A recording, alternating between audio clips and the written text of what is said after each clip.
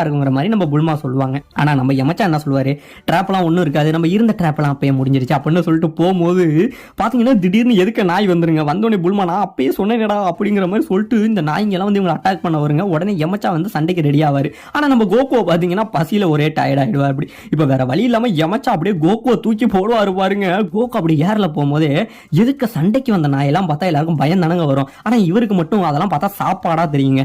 ஆஹா எனக்கு பிடிச்ச சாப்பாடுலாம் எதுக்கு இருக்கு அப்படின்னு சொல்லிட்டு அந்த நாய்ங்களை போட்டு அட்டிப்பாரு பாருங்க. அட்டி சும்மா கொஞ்சம் நெஞ்ச அடி இல்லைங்க, அடிச்சு அந்த நாய்ங்களை பிரிச்சு எரிஞ்சிருவாரு. இப்போ இந்த பக்கம் நம்ம யமச்சாவும் சும்மா சொல்லக்கூடாதுங்க, அவரோட ஃபைட்டுமா இன்னுமே பயங்கரமா இருக்கும். இப்போ நம்ம கோகுக்கும் வந்து கொஞ்சம் எனர்ஜி வந்துடும், அந்த நாய்ங்களை போட்டு அடி அடின்னு அடிப்பாருங்க. இந்த ஃபைட் ரொம்பவே வேற மாதிரி போயிட்டு இருக்கும். இப்போ இந்த பக்கம் நம்ம புல்மா என்ன பண்ணுவாங்க, காப்பாத்துங்க அப்படிமாங்க பாருங்க. ஏன்னா ஒரு சில நாய் வந்து நம்ம புல்மா அட்டாக் பண்ண வரும்.